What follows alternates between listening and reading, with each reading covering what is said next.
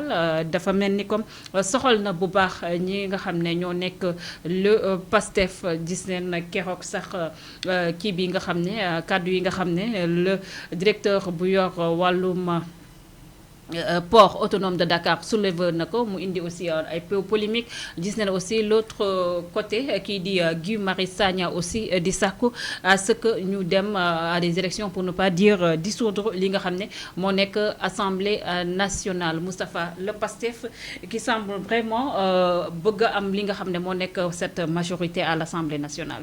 Wow. Et c'est légitime aussi. Mais c'est légitime et puis lu ñu ko mën a gaawal sax mu gën leen arrangé. Assemblée mu gaawal man noonu daf leen di gën a arrangé parce que politiquement loolu la. yaa ngi dégg léegi ñu koy naan état de grâce bi léegi mu jeex. xam nga boo gënee looy gën a avancé. di gën a jàkkaarloo ak réalité mi gën a compliqué. moo tax tey ji ñu bëri dañu war a fexe sax ñu xool ba naka la ñuy def ba boo defee élection présidentielle ñu élection législative yi mu doon ci benn at bi loolu moo lay gën a dimbali.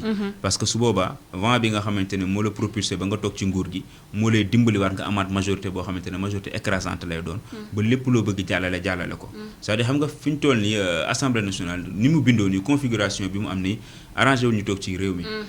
dégg goo ba léegi sax yóbbuguñ fa dara. oui waaw parce que ñële bu la neexee côté bu ñu ko bëggee loo fa bëgg mu jàll dafa da nga leen woo waxtaan ak ñoom. waaw woo leen waxtaan ak ñu jaay la neex di jeexantu ñëw ne la waa léegi nu ngeen ko bëggee bon on verra dinañ waxtaan ak sama groupe. dañuy am benn importance. léegi nag moo tax ñu bëri di commencé di wax ci mbiri loi ak yu ni mel. APR moo am majorité bi. moo am majorité bi. oui te Pastef majorité bi amu ko. déjà nombre de députés yam fa am na mu duggee woon ak Yewwi Askan Wi libéraux yi am nañ fa nombre de députés yoo xamante ne est-ce que Pastef sax am na ko.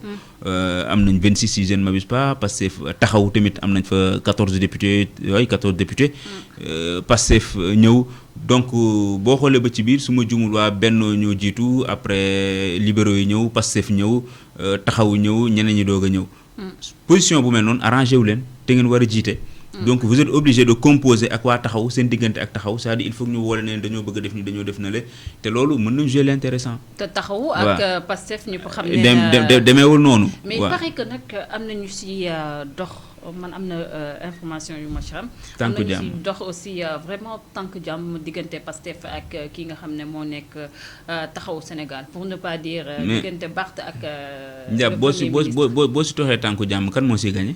kan moo siy gagné ku ciy gagné. dama xam Barth ñii soxlawu ñu leen actuellement lu ñu leen di doyati Pastef lu muy doyee taxaw yow dem nga élection ñoom fi ñu waxoon ne mooy seen base mooy seen doole ngeen fekk leen fa laminer leen.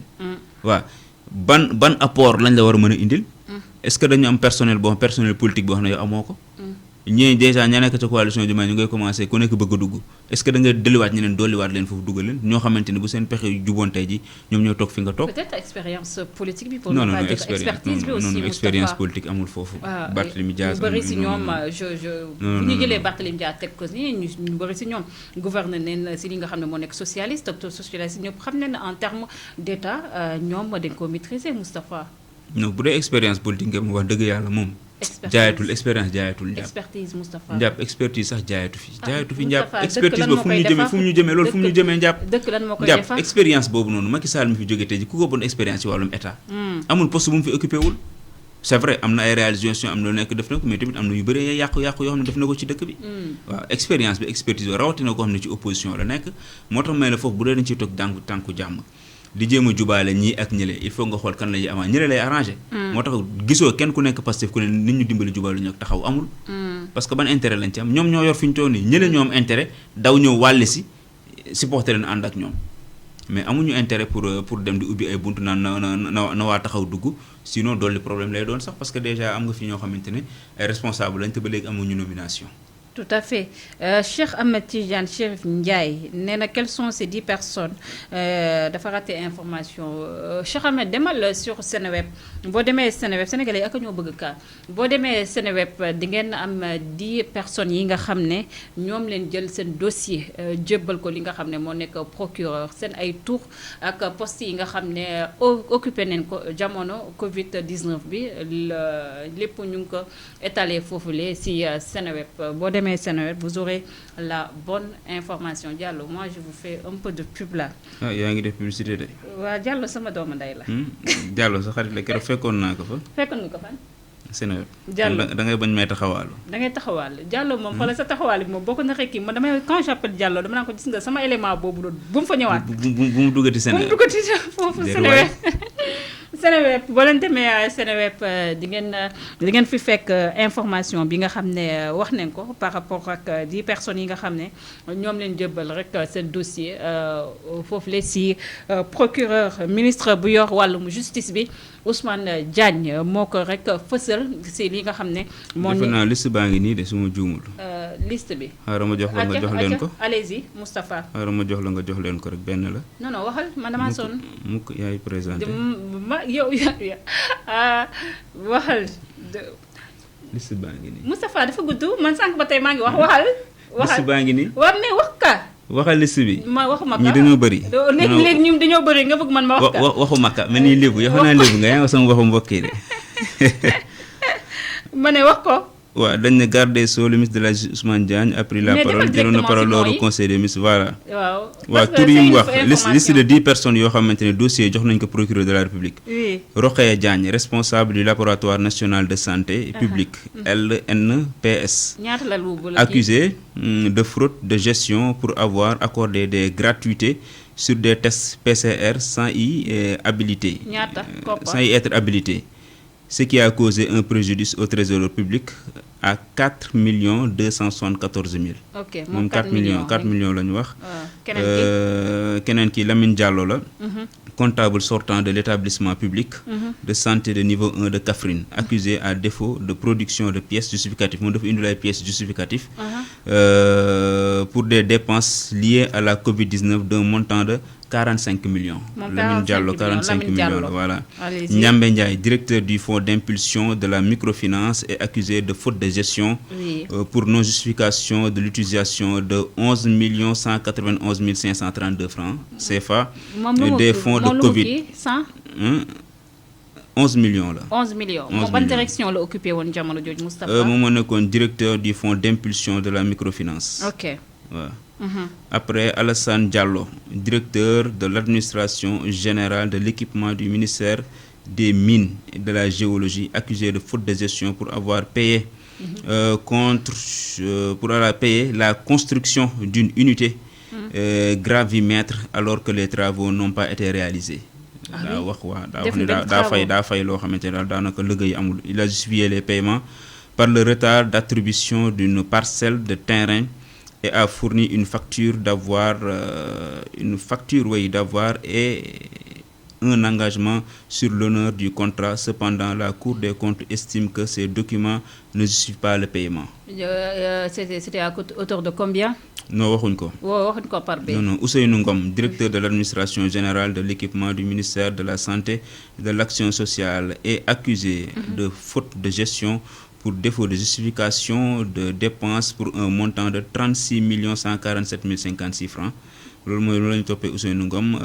Ndeye Aminta Loum Ndiaye, directeur de l'administration générale et de l'équipement du ministère de développement industriel de petites et moyennes entreprises, ak Moustapha Diop, gestionnaire du compte bancaire fonds d'appui à la petite et moyenne entreprise ouvert à la BOA, sont visés par une information judiciaire concernant les conditions de paiement des dépenses. C'est à hauteur de combien, d'acquisition de masques d'un montant de 2 500 000. 2 milliards 500. 2 milliards. 2 milliards 500 ñoom ñoo ci gën a bëri waaw parce que ñoom mooy ki ñu doon daan xëy chaque jour jël 50 millions ak ñooñu. moo nekk waa jooju. waaw Moustapha Diop boobu ñu ne moo doon gestionnaire fonds beeg yooyu. ok 2 milliards 500 millions.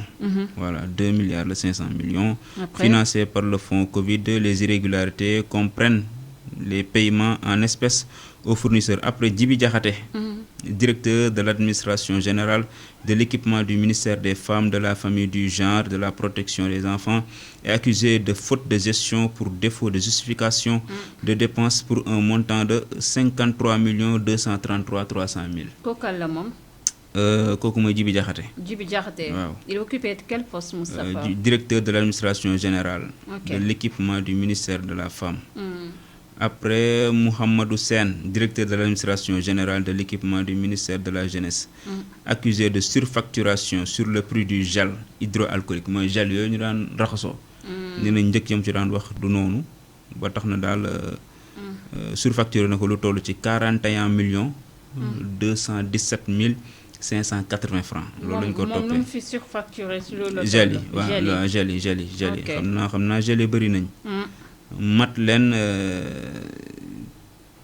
kii di ma woo ni du bàyyi ma pare mat leen Suzanne Lo nekk directeur de l'administration générale et de l'équipement du ministère du commerce et des petites et moyennes entreprises moom tamit surfacturation ci gel yi lañ ko toppee moom bëriwul dara moom 800 000 dong la 805 000 francs moom surfacturation kooku moom fayam du metti quoi vraiment. Aliou Sow moom directeur de l'administration générale de l'équipement sortant du ministère du développement communautaire mooy ministère ba Mansour Faye yoroon surfacturation lañ koy toppee si njëgub ceeb bi waaw moom nag liñ koy toppee bëri na ndax 2 milliards 749 millions la 2 milliards 749 millions 927 mille 498 mille francs. Ça c'est du côté bu ministère bu Mansour Faye bu Mansour Faye bi. waaw boobu la ñoom ñoo nekk noonu ñooñu mooy fukki nit ñi nga xamante ne. ñoom la ñu toppee mais xam nga lii c'est insignifiant quand on te dit des milliards ñaar ñoo si tuddule ay milliards ñeneen ñi on te dit 800 000 2 millions 41 millions ak yoon lii c'est insignifiant. et les ministres. mais loolooy wax ji kenn déggagu leen personnalité morale yi aussi. moom laa la wax moo tax ma ne lii ab piste rek la war a doon. waaye buñ ko yemale si ñi musiba am. ay piste kese la doon waruñoo doon agneau du sacrifice yi. ay piste kese la war a doon su ko defee nañu sukkandiku si ba képp ku ci laale ñu la jëndi seen mbër mais bu dee lii kese la lii est-ce que mën na sax li bëriwul dara di. bu dee ñii kese la de waaw bëri na si dëkk bu ñàkk. waaye par rapport ak coow li fi ñu ko doon scandale yi je pense que ne nañ dem dans le fond des enquêtes dinañ gën a gis yeneen ko. man fond bi dans le fond des enquêtes man yaakaar naa ni bu ñu rek interpeller ñi nga xam ne moo nekk DAGE bi ak ministre yi man jàpp naa ne dinañ gën a mën a lijjanti problème bi. man je me dis que sax pourquoi DAGE am autant de pouvoir Moustapha fii au Sénégal.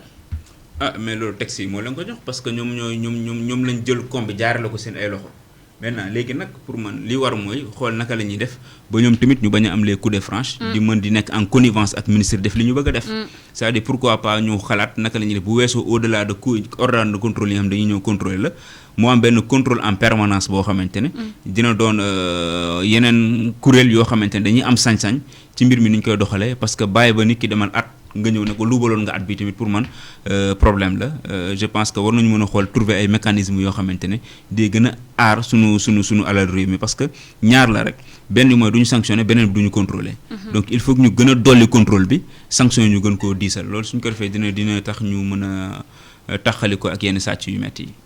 Moustapha, je pense qu'on a fait le tour de l'actualité. Avant ñu ñëw ci liste yi amoo boroon bëgg waxtaane ban la ñu bëgg a waxtaane amoon nga bu junj mën a ñu dugal ci liste yi de amul mu nekk l'arrivée de Amadou Ba